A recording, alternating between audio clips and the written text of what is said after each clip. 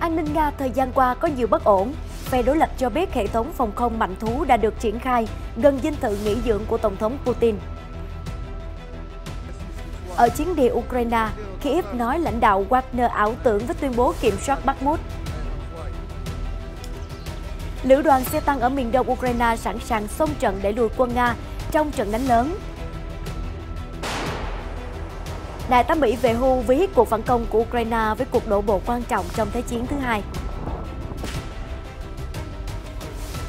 Đáng chú ý, phe Nga nói xem xét kế hoạch trở lại hữu ngạn sông Dnipro ở Kherson. NATO nói không để Nga tiếp tục làm xói mòn an ninh châu Âu, đã viện trợ quân sự hơn 70 tỷ đô la Mỹ cho Ukraine. Ở diễn biến khác, Nga nói gì về đánh giá phụ thuộc vào Trung Quốc? Một số tin tức khác, Trung Quốc tuyên bố sẵn sàng cùng Pháp ổn định an ninh toàn cầu. Nhà khoa học bắt cá ở độ sâu hơn 8 km dưới đáy biển, phá kỷ lục thế giới. Du khách say đắm với những cổ trấn êm đềm và lễ hội hoa rực rỡ ở Trung Quốc. Tất cả sẽ được gửi đến quý vị ngay sau đây.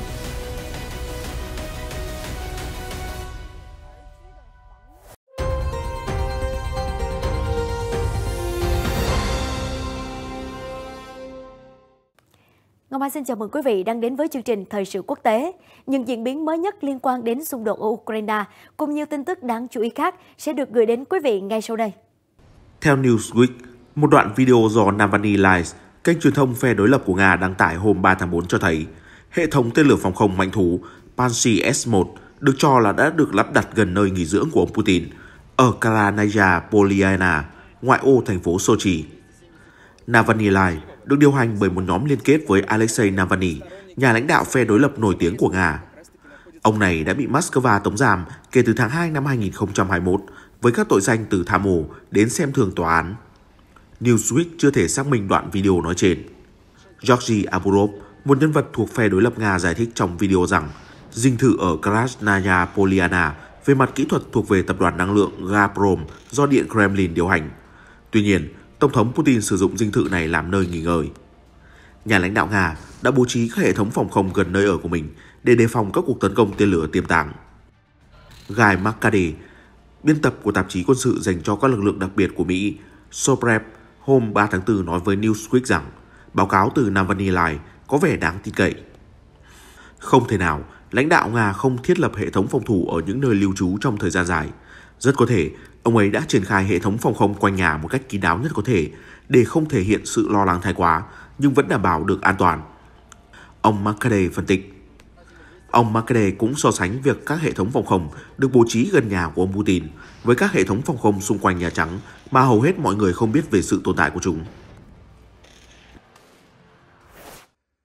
Mặt trận ở Ukraine vẫn ngập tràn khói lửa. Hồi cuối tuần qua, ông trùm lính đánh thuê Wagner của Nga, Yevgeny Prigozhin đã tuyên bố kiểm soát Bakhmut theo nghĩa pháp lý. Một video cho thấy ông Prigozhin giương cao lá cờ Nga ở Bakhmut để vinh danh blogger quân sự Nga Vladimir Tatarsky sau khi ông này thiệt mạng trong một vụ nổ ở Saint Petersburg. Lãnh đạo Wagner nói rằng lá cờ được kéo lên tại một địa điểm thuộc tòa nhà thị chính. Sau đó, video chiếu cảnh một lá cờ được kéo lên giữa đống đổ nát. Serhiy Cherevati, phát ngôn viên nhóm tác chiến phía đông thuộc lực lượng vũ trang Ukraine nói với CNN rằng tất cả tòa nhà thị chính ở Bakhmut đã bị phá hủy. Tôi thậm chí còn không biết ông Prigozhin nói đến địa điểm nào. Video chiếu một số cảnh khó hiểu được ghi từ camera ảnh nhiệt. Trên thực tế, Nga không thể kiểm soát được Bakhmut sau 9 tháng oằn mình trong giao tranh. Ông Cherevati nói rằng một phần quan trọng của Bakhmut vẫn hoàn toàn nằm dưới sự kiểm soát của lực lượng phòng thủ Ukraine. Do đó, tuyên bố vừa qua chỉ là mơ tưởng của ông Prigozhin. Vị phát ngôn viên lưu ý, Ukraine có thể vận chuyển mọi trang thiết bị và vật phẩm cần thiết vào Bakhmut, bao gồm đạn dược, thuốc men, thực phẩm. Tình hình rất khó khăn, nhưng mọi thứ đều nằm trong tầm kiểm soát của Kyiv, không có dấu hiệu nguy hiểm.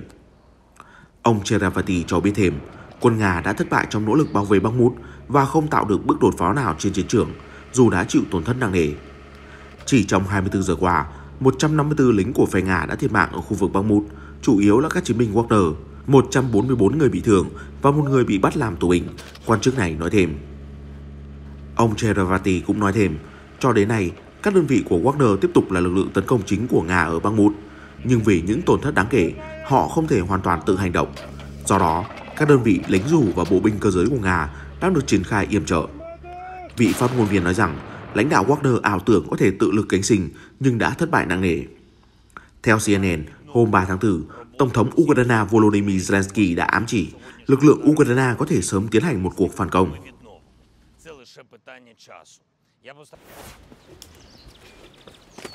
Theo ghi nhận của Reuters, các binh sĩ thuộc lữ đoàn xe tăng của Ukraine hoạt động gần Bakhmut hôm 3 tháng 4 tuyên bố đã sẵn sàng cho đợt phản công mà họ chờ đợi từ lâu. Một lính tăng thiết giáp 35 tuổi, Poliot chia sẻ, tất cả đã sẵn sàng phản công, chúng tôi chỉ đang chờ lệnh và chỉ đạo chi tiết về hướng tiến công như ở Bakhmut, Soledar hay mặt trận khác. Binh sĩ này nói thêm, chúng tôi đã sửa chữa xong các xe tăng bị hỏng một cách nhanh chóng, chúng tôi không gặp vấn đề gì quá nghiêm trọng. Về cơ bản, tất cả phương tiện thiết giáp của lữ đoàn chúng tôi đã sẵn sàng xông trận. Tuần trước, Bộ trưởng Quốc phòng Ukraine Oleksiy Reznikov cho biết, cuộc phản công mùa xuân có thể bắt đầu ngay giữa tháng 4. Ukraine đang kỳ vọng dàn chiến thần của phương Tây, bao gồm xe tăng, xe bọc thép, đạn dược sẽ giúp nước này đạt được ưu thế trước lực lượng Nga. Đồng thời tiết tốt hơn sẽ tạo điều kiện để quân đội tiến lên.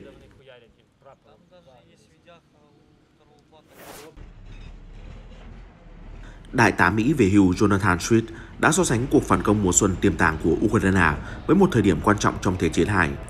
Cụ thể, ông Swift, sĩ quan tình báo về hưu của quân đội Mỹ, đã chia sẻ trên tờ Kyiv Post rằng các nhà lãnh đạo quân sự Ukraine đang chuẩn bị cho một kế hoạch có tầm quan trọng như trong trận chiến Normandy vào ngày 6 tháng 6 năm 1944. Ông viết, Tổng tư lệnh Ukraine, tướng Valery Zaluzhny và Đại tướng Oleksandr Syrskyi đã thể hiện được tư duy chiến lược và chiến thuật rất cao. Họ chỉ đạo một kế hoạch quân sự có quy mô và tầm quan trọng tương đương với cuộc chiến Normandy trong Thế chiến II hay trận đánh Incheon trong chiến tranh Triều Tiên. Được biết, trận chiến Normandy bắt đầu khi hơn 150.000 quân đồng minh tiến vào bãi biển Normandy của Pháp. Đây là một phần trong cuộc tấn công đổ bộ lớn nhất trong lịch sử. Trận chiến đã mở đường giải phóng nước Pháp và đặt nền móng cho chiến thắng của quân đội đồng minh ở châu Âu, khiến Đức Quốc xã đầu hàng vào ngày 7 tháng 5 năm 1945. Trong chiến tranh Triều Tiên, Thủy quân lục chiến Hoa Kỳ đã thực hiện một cuộc đổ bộ vào ngày 15 tháng 9 năm 1950 tại cảng Incheon của Hàn Quốc, cách thủ đô Seoul khoảng 25 dặm. Cuộc đổ bộ tại Incheon đã thay đổi cục diện cuộc chiến, có ý nghĩa quyết định nhằm diệt quân Bắc Triều Tiên. Dù giao tranh vẫn tiếp diễn cho đến khi hiệp ước đình chiến được ký kết vào ngày 27 tháng 7 năm 1953. Trong bài chia sẻ của mình, ông Swift đã ca ngợi nỗ lực của các nhà lãnh đạo quân sự Ukraine khi chuẩn bị cho các giai đoạn tiếp theo của cuộc chiến. Vị sĩ quan về hưu bình luận, thay vì ngồi yên và đẩy lùi các cuộc tấn công của Nga, các lực lượng Ukraine đang xây dựng sức mạnh chiến đấu, dự trữ đạn dược và huấn luyện quân đội, chuẩn bị cho cuộc phản công đẩy lùi lực lượng Nga ra khỏi lãnh thổ. Theo Kyiv Post, Bộ trưởng Quốc phòng Ukraine Oleksiy Reznikov hồi tuần trước cho biết, ông đang lên kế hoạch phản công theo nhiều hướng. Ở khu vực miền Nam, theo TASS, quyền thống đốc khu vực Kherson do Nga bổ nhiệm, Vladimir Sando đã bác bỏ cáo buộc của Bộ Tổng tham mưu quân đội Ukraine rằng Moscow có kế hoạch rời khỏi các phòng tuyến ở Skadovsk thuộc tả ngạn sông Dnipro. Trái lại, ông cho biết Nga đang xem xét kế hoạch quay trở lại khu vực hữu ngạn. Ông Sando viết trên Telegram của mình vào hôm 3 tháng 4 với nội dung Ukraine đang nói dối một cách đáng xấu hổ. Lần này là về kế hoạch Nga rời quân khỏi quận Skadovsk. Tôi muốn nhấn mạnh, không có cuộc rút quân nào như vậy. Chúng tôi thậm chí còn đang thảo luận về kế hoạch trở lại khu vực hữu ngạn sông Dnipro. Vị quan chức thân Nga lưu ý rằng quân đội Ukraine không thể đánh bại Moscow trên chiến trường, nên họ chuyển sang bịa đặt và đắm chìm trong ảo tưởng cùng những suy nghĩ viển vông. Tốt hơn hết, họ nên chuẩn bị sẵn sàng rút khỏi Kherson. Theo TASS, hồi tháng 3, Bộ Tổng tham mưu Ukraine cũng cho biết các lực lượng Nga đã rời khỏi Novaya Kakhovka. Ông Salvador khi đó cũng nói rằng đó là câu chuyện bịa đặt. Nga vẫn đóng quân ở Novaya Kakhovka và các địa phương khác ở tả ngạn Dnipro.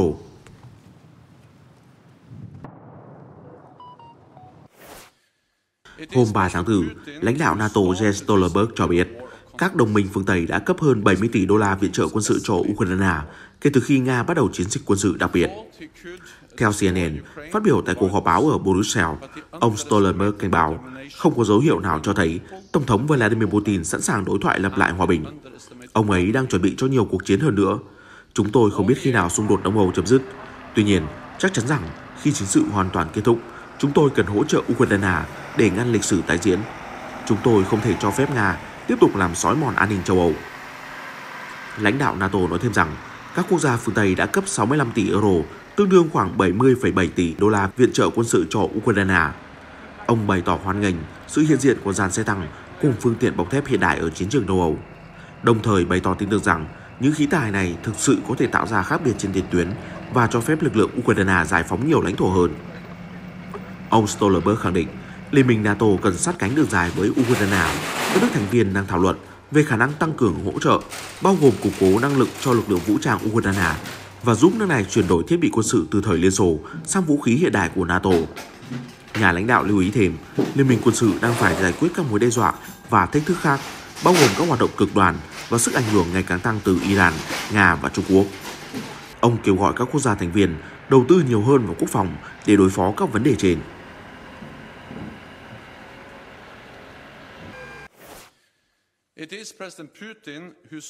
Cũng liên quan đến NATO, hôm 3 tháng 4, Tổng thư ký Jens Stoltenberg tuyên bố Phần Lan sẽ chính thức trở thành thành viên Liên minh quân sự trong tuần này.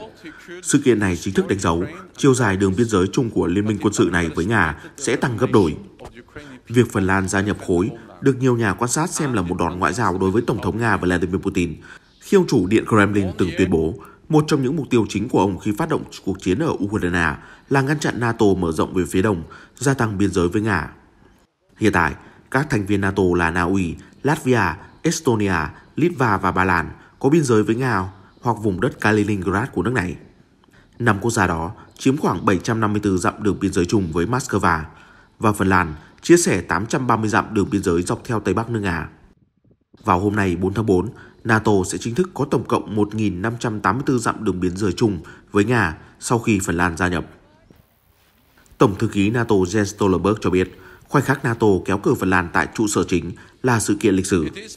Phát biểu tại Brussels, ông Stoltenberg nhấn mạnh, đây là một tuần lịch sử, chúng ta sẽ chào đón Phần Lan với tư cách là thành viên thứ 31 của NATO. Điều này giúp quốc gia Bắc Âu an toàn hơn và liên minh của chúng ta nhờ đó cũng mạnh mẽ hơn. Ở diễn biến khác, thời gian qua đã có nhiều bình luận về việc Nga phụ thuộc kinh tế vào Trung Quốc sau khi Moscow chuyển hướng xuất khẩu từ EU sang châu Á. Theo TASS, Ngoại trưởng Nga Sergei Lavrov đã nói rằng những bình luận đó chỉ là nỗ lực chia rẽ Moscow và Bắc Kinh. Ông Lavrov nói, sự phụ thuộc và bất bình đẳng trong quan hệ Nga-Trung từ lâu đã bị đem ra mổ xẻ, chủ yếu ở các quốc gia không thân thiện. Vị Ngoại trưởng lưu ý rằng, vấn đề này một lần nữa đã được một số chuyên gia nêu ra sau chuyến thăm gần đây của nhà lãnh đạo Trung Quốc Tập Cận Bình tới Moscow. Chúng tôi coi đó là một phần nỗ lực phủ bóng đen lên quan hệ song phương Trung-Nga nhằm chia rẽ hai quốc gia đối tác thân thiện. Những ý đồ này thật dễ hiểu, đó là chiêu thức cũ và khó thể đánh lừa được ai, ông Lavrov nói. Vị Bộ trưởng cũng chỉ ra rằng không có chuyên gia phương Tây nào đưa ra bình luận rằng Nga phụ thuộc vào EU khi Moscow xuất khẩu số lượng kỷ lục nguồn năng lượng sang châu Âu. Chỉ có Mỹ cảnh báo lục địa già không nên phụ thuộc vào nguồn cung hydrocarbon của chúng tôi để họ thế chân, cấp dầu và khí đá phiến cho EU. Ông Lavrov nói thêm, bây giờ khi chúng tôi chuyển hướng xuất khẩu sang châu Á, họ đột nhiên thể hiện sự quan tâm và thiện chí không đáng có với lời nhắc nhở Nga đang quá phụ thuộc vào Trung Quốc. Thật cảm ơn lời khuyên của quý vị, nhưng chúng tôi sẽ tự suy nghĩ và cân nhắc lập trường của mình cùng với lợi ích của người bạn Trung Quốc đáng tin cậy. Sự thiện chí của Bắc Kinh là điều đã được minh chứng qua thời gian và hành động thực tế. Ở diễn biến khác, hôm 3 tháng 4, phát ngôn viên Bộ Ngoại giao Trung Quốc Mao Ning cho biết nước này sẵn sàng tận dụng chuyến thăm sắp tới của Tổng thống Pháp Emmanuel Macron tới Bắc Kinh để thúc đẩy hợp tác chiến lược với Paris và quan trọng hơn là cùng Pháp ổn định an ninh trật tự toàn cầu. Trong cuộc họp báo mới đây với Bắc Kinh, bà Mao cho biết Trung Quốc sẵn sàng tận dụng chuyến thăm này như một cơ hội không thể tốt hơn để thắt chặt quan hệ hữu nghị với Pháp và cùng với Paris đóng một vai trò tích cực trong nỗ lực phát triển lành mạnh quan hệ giữa Trung Quốc và châu Âu. Ngoài ra, Trung Quốc mong muốn cùng với Pháp củng cố hòa bình, ổn định và đưa thế giới ngày càng phát triển. Bà Mao Ning còn cho biết, Chủ tịch Tập Cận Bình sẽ có cuộc hội đàm song phương với Tổng thống Macron. Hai nhà lãnh đạo sẽ thảo luận về sự phát triển trong quan hệ Bắc Kinh-Paris trong tương lai, cũng như giữa Trung Quốc và EU trong nhiều lĩnh vực. Đôi bên cũng trao đổi thẳng thắn quan điểm về các vấn đề quốc tế và khu vực có liên quan. Là một phần của chuyến đi tới Trung Quốc, Tổng thống Macron cũng sẽ có cuộc gặp với Thủ tướng Trung Quốc Lý Cường. Phát ngôn viên Mao còn cho biết thêm, ngoài Bắc Kinh, ông Macron cũng sẽ đến thăm thành phố Quảng Châu ở phía nam Trung Quốc. Trước đó cùng ngày, Bắc Kinh xác nhận Tổng thống Macron sẽ thăm chính thức Trung Quốc từ ngày 5 đến ngày 7 tháng 4, theo lời mời của Chủ tịch Trung Quốc Tập Cận Bình. Về phía mình, Tổng thống Pháp cho biết ông đã mời Chủ tịch Ủy ban châu Âu Ursula von der Leyen đồng hành trong chuyến đi này.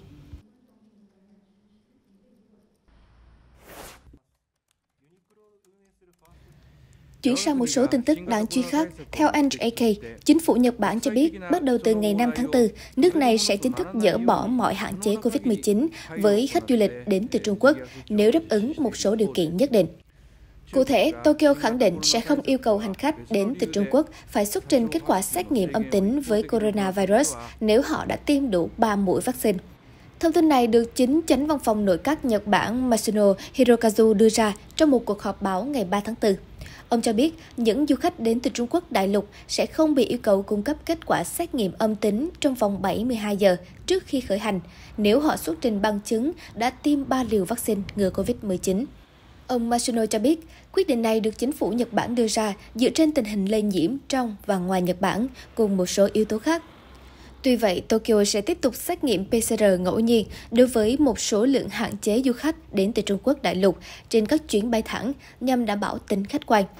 Các hạn chế đến từ Trung Quốc đã được Nhật Bản áp dụng từ mùa đông năm ngoái khi đại dịch COVID-19 tái bùng phát và lan rộng ở nước này. Nếu tình hình không chuyển biến xấu, thì vào ngày 8 tháng 5 tới đây, tất cả hạn chế nhập cảnh sẽ chính thức được dỡ bỏ hoàn toàn.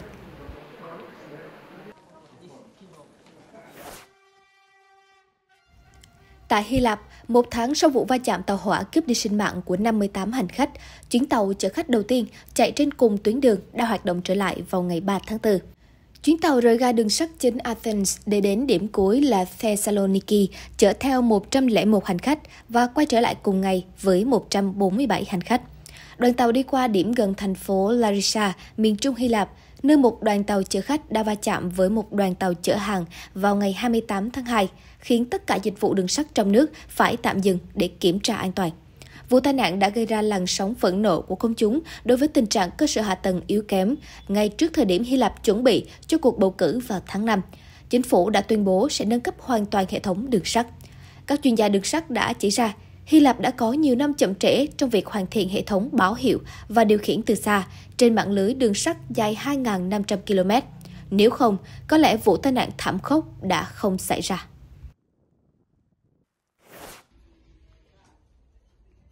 Một trận động đất mạnh 6,9 độ Richter đã xảy ra ngoài khơi bờ biển Viễn Đông của Nga vào hôm 3 tháng 4.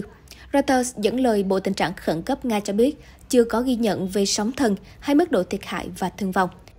Trận động đất xảy ra ở độ sâu 100 km, cách thành phố Petropavlovsk-Kamchatsky thuộc vùng Kamchatka của Nga khoảng 44 km trên bờ biển Thái Bình Dương. Các cảnh quay từ bán đảo Kamchatka cách thủ đô Moscow khoảng 6.800 km về phía đông cho thấy một số vết nứt trong các tòa nhà và hàng hóa trong siêu thị rơi xuống đất. Bộ Tình trạng Khẩn cấp cho biết các nhóm cứu hộ và lính cứu hỏa đã kiểm tra các tòa nhà. Thông tin sơ bộ cho thấy không có thương vong hay thiệt hại lớn. Chi nhánh Kamchatka của Viện Khảo sát Địa vật lý Nga cho biết cường độ của trận động đất vừa qua là 6,9 độ Richter. Các nhân chứng kể lại, họ thực sự đã vô cùng sợ hãi. Nhiều người cố gắng đưa con cái đến nơi an toàn và tỏ ra lo lắng cho các vật nuôi. Danila Cheprov, người đứng đầu chi nhánh Kamchatka của Cơ quan Khảo sát Địa vật lý Nga, nhận định rằng diễn biến kinh hoàng trong trận động đất ở Thổ Nhĩ Kỳ khó có thể xảy ra trong khu vực vì các trận động đất mạnh hơn thường xảy ra ở ngoài khơi. Hệ thống cảnh báo sóng thần của Mỹ cho biết không có cảnh báo sóng thần sau vụ động đất trên. Theo Reuters, chính quyền Paris cho biết sẽ cấm xe scooter điện lưu thông trên đường phố sau khi đa số người dân thủ đô nước Pháp đã bỏ phiếu ủng hộ việc này vào hôm 2 tháng 4. Người dân Paris hôm 2 tháng 4 bỏ phiếu phản đối thành phố tiếp tục cho phép lưu thông xe scooter điện. Theo đó, Paris là thủ đô châu Âu đầu tiên cấm hoàn toàn phương tiện này. 89% cử tri đã đăng ký của thành phố đã bỏ phiếu phản đối dịch vụ xe scooter điện của các hãng Light, Tire và Dodge. Nhưng các hãng này cho biết 2/3 khách hàng trẻ tuổi của họ không biết gì về cuộc bỏ phiếu. Giới chức thành phố Paris đã cân nhắc việc cấm 15.000 xe scooter điện cho thuê vì lo ngại an toàn công cộng trên vỉa hè bất chấp các bên khai thác dịch vụ đã đề xuất nhiều biện pháp cải thiện quy định an toàn. Phó thị trưởng David Bellier, chính trị gia đảng xanh phụ trách giao thông ở Paris, viết trên Twitter rằng ông phản đối việc gia hạn giấy phép của dịch vụ cho thuê scooter điện vì nó gây ra phiền toái nhiều hơn, đóng góp cho lợi ích của thành phố. Trích dẫn số liệu của cảnh sát Paris, ông Bellier cho biết xe scooter điện liên quan tới 3 trường hợp tử vong và 459 người bị thương vào năm 2022, tăng 42% so với năm 2020. Ông nói rằng những chiếc xe này cũng là chướng ngại vật đối với người đi bộ vì nhiều chiếc bị bỏ lại bừa bãi trên đường, chặn lối đi. Ông Bellier cũng nghi ngờ về lợi ích với môi trường của phương tiện cá nhân này vì nó dùng pin lithium không thể tái chế với tuổi thọ ngắn. Theo Reuters, nhiều thành phố trên toàn thế giới đang thắt chặt quy định về xe scooter điện, bao gồm hạn chế số lượng người điều khiển, hạn chế tốc độ và số lượng khu vực có thể đổ xe. Dù cuộc trưng cầu ý kiến ngày 2 tháng 4 không mang tính chất bắt buộc, song giới chức thành phố Paris cho biết sẽ thực hiện theo ý kiến của đa số người dân. Từ năm 2020, Paris chỉ cho phép 3 nhà vận hành cung cấp dịch vụ xe scooter điện. Họ ký với chính quyền hợp đồng 3 năm, trong đó quy định xe điện chỉ được chạy tốc độ tối đa 20 km/h và bắt buộc phải thiết kế khu vực để xe riêng. Các hợp đồng hiện tại có thời hạn đến tháng 9 tới và không được gia hạn. Các nhà khoa học vừa phá vỡ liên tiếp 2 kỷ lục thế giới về những con cá sống ở nơi sâu nhất dưới đáy biển từng được quay phim và từng được thu thập để nghiên cứu. Theo đó, vào tháng 8 năm 2022, các nhà khoa học đã ghi hình một con cá biển thuộc họ cá mù làng ở độ sâu 8.336 m dưới rãnh Aizu Ogasawara, vượt xa kỷ lục trước đó là 158 m ở rãnh Mariana. Vài ngày sau, nhóm nghiên cứu đã thu thập được 2 con cá mù làng ở độ sâu 8.022 m dưới rãnh Nhật Bản. Đây là những con cá đầu tiên bị bắt từ độ sâu hơn 8 km dưới đại dương. Trưởng đoàn nghiên cứu thám hiểm biển sâu, nhà khoa học Arthur Chamianson nói với Reuters hôm 3 tháng 4 rằng, trong tương lai, nếu ai đó có thể phá kỷ lục của chúng tôi, thì khoảng cách chênh lệch cũng không đáng kể. Theo đó, ông Chamianson nhấn mạnh, các phát hiện ở độ sâu hơn 8 km dưới đáy biển là rất ấn tượng. Chuyến thám hiểm năm 2022 do Đại học Tây Úc của Đại học Khoa học và Công nghệ Hàng hải Tokyo phối hợp thực hiện. Đây là một phần của nỗ lực nghiên cứu kéo dài 10 năm nhằm tìm hiểu loài cá sống ở vùng nước sâu nhất thế giới. Bầu trời trong xanh, ánh nắng rực rỡ, làn gió mát lành và muôn hoa khoe sắc rực rỡ. Đó là những yếu tố thu hút du khách thập phương tìm đến các thị trấn độc đáo trên khắp Trung Quốc, theo CCTV. Ô Trấn, thị trấn sông nước 1.300 năm tuổi ở tỉnh Chiết Giang, luôn khiến du khách nao lòng với cảnh sắc yên bình và thơ mộng. Dòng nước ở hạ lưu sông Dương Tử, uốn mình giữa những mái nhà cổ kính, không hổ danh là vẻ đẹp làm say đắm lòng người của vùng Giang Nam. CCTV cho biết, Ô Trấn đã đón hơn 150.000 du khách trong tuần cuối tháng 3 vừa qua. Trong ngày cao điểm, thị trấn sông nước này đón tới 30.000 người tới tham quan. Để thu hút nhiều du khách hơn nữa, thị trấn đang triển khai một loạt các hoạt động quảng bá, chẳng hạn như trang trí hoa trên thuyền và tổ chức các cuộc thi chèo thuyền, một di sản văn hóa phi vật thể. Bên cạnh đó, các tác phẩm nghệ thuật thủ công và đặc sản địa phương cũng đem lại trải nghiệm ấn tượng cho du khách du lịch đến với Ô Trấn. Trong khi đó, ở Thượng Hải, lễ hội Hoa Sùng Minh vừa tưng bừng khai mạc. Tổng cộng có 1 triệu bông hoa tulip đang nở rộ với nhiều màu sắc và kiểu dáng khác nhau, biến khu rừng ở Sùng Minh trở thành biển hoa ngút tầm mắt. Hoa anh đào màu hồng nhạt hòa quyện với sắc vàng rực của hoa cải dầu, vẽ nên bức tranh mùa xuân mãn nhãn. Ngoài ra, khi đến đảo Sùng Minh, nằm ở cửa sông Dương Tử, du khách cũng được trải nghiệm thu hoạch rau rừng và mang về nhà chế biến, thưởng thức món quà của thiên nhiên. Tin tức vừa rồi cũng đã kết thúc bản tin hôm nay. Cảm ơn quý vị đã quan tâm theo dõi. Xin chào tạm biệt và hẹn gặp lại trong các chương trình sau.